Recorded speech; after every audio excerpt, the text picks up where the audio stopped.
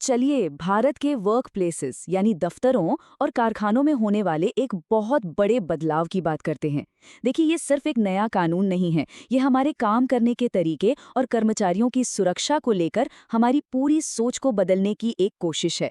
ये जो नंबर है 35,000, ये सिर्फ एक आंकड़ा नहीं है। ये भारत में हर साल होने वाले हजारों वर्क प्लेस हादसों की कहानी बताता है। सच पूछिए तो ये एक ऐसी हकीकत है जो साफ साफ इशारा करती है कि अब एक बड़े और असरदार बदलाव की कितनी सख्त जरूरत है। और यही जो कड़वी सच्चाई है, इसने पिछले कई दशकों के सबसे बड़े कानूनी सुधार की जमीन तैयार की है। बात सिर्फ आंकड़ों की नहीं है, ये उन लाखों लोगों की कहानियां हैं जिन्हें हर दिन एक सुरक्षित माहौल की जरूरत होती है। तो आगे बढ़ते हैं और देखते हैं कि कैसे सुरक्षा, स्वास्थ्य और काम करने की बेहतर कंडीशंस के लिए एक नया, एक यूनिफाइड अप्रोच अपनाया जा रहा है। इस बदलाव की जो जड़ है वो है occupational safety, health and working conditions code 2020, या जिसे हम OSH&WC कोड भी कहते हैं।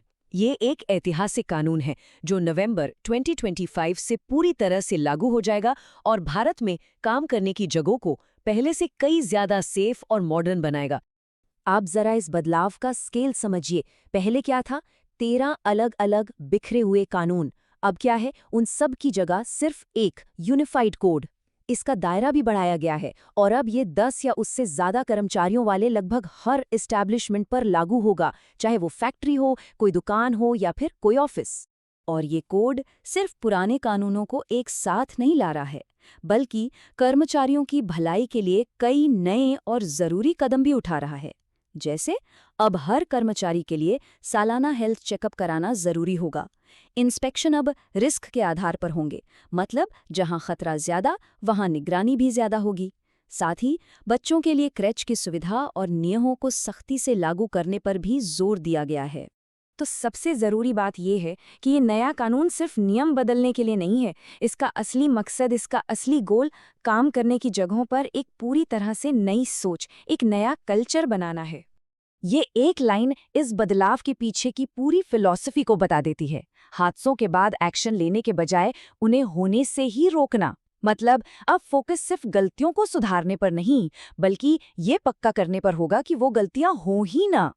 और ये नई सोच 3 मजबूत पिलर्स पर टिकी है: सेफ्टी, हेल्थ और एनवायरनमेंट।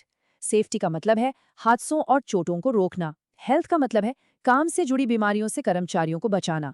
और एनवायरनमेंट का मतलब है कि इंडस्ट्री से हमारे इकोसिस्टम पर जो असर होता है उसे कम से कम करना। अब इस नई सोच को हकीकत में बदलने के लिए कुछ खास स्किल्स और जानकारी बहुत जरूरी है। जैसे HIS यानी खतरों की पहचान करना और उनका आकलन करना, ताकि कोई हादसा होने से पहले ही खतरे को समझा जा सके। दूसरा है SMS यानी एक सेफ्टी मैनेजमेंट सिस्टम बनाना जो कंपनी में सुरक्षा को एक कल्चर बना दे। और तीसरा है PPE यानी पर्सनल प्रोटेक्टिव इक्विपमेंट, जैसे हेलमेट और ग्लव्स का सही इस्तेमाल पक्का करना।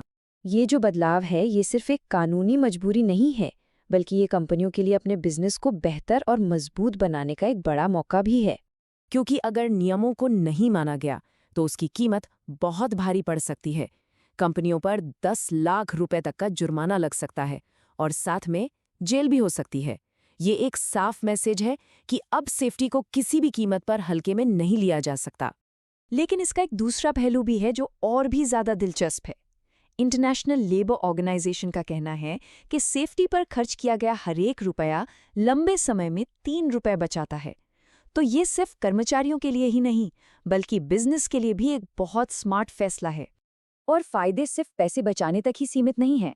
एक अच्छी सेफ्टी व्यवस्था के कई और फायदे भी होते हैं।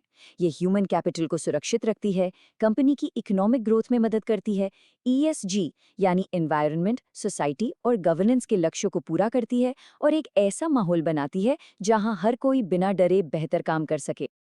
लेकिन हाँ, इस कानून को पूरी तरह से लागू करने की राह में कुछ बड़ी चुनौतियां भी हैं जिन्हें हम नज़रअंदाज नहीं कर सकते। सबसे बड़ी चुनौती है MSMEs यानी छोटे और मीडियम उद्योग और जो असंगठित क्षेत्र है, वहां जागरूकता की कमी। सोचिए, देश की लगभग 90% वर्कफोर्स इन्हीं सेक्टर्स में काम करती है। इन तक पहुंचना और उन्हें इस नए कानून के बारे में समझाना, उन्हें तैयार करना बहुत जरूरी होगा। इसके अलावा क्लाइमेट चेंज से पैदा होने वाले नए खतरे भी हैं, जैसे कि बहुत ज़्यादा गर्मी और हीट स्ट्रेस। ये काम करने की जगहों पर नई तरह की चुनौतियां खड़ी कर रहे हैं। इन सब से निपटने के लिए हमें लगातार तैयार रहना होगा और नए तरीके खोजने होंगे। तो ये सब हमें एक आखिरी और सबसे ज़रूरी सवाल पर लाता है। क्या सुरक्षा को प्राथमिकता देना, यानी एक प्रोएक्टिव सेफ्टी कल्चर बनाना, भारत के भविष्य के लिए सबसे बड़ा इन्वेस्टमेंट है? क्योंकि ये सिर्फ कानूनों के बारे में नहीं है, ये देश की सबसे कीमती संपत्ति यानी उसके लोगों की वैल्यू को पहचानने और उसे सुरक्षित रखने के बारे में है।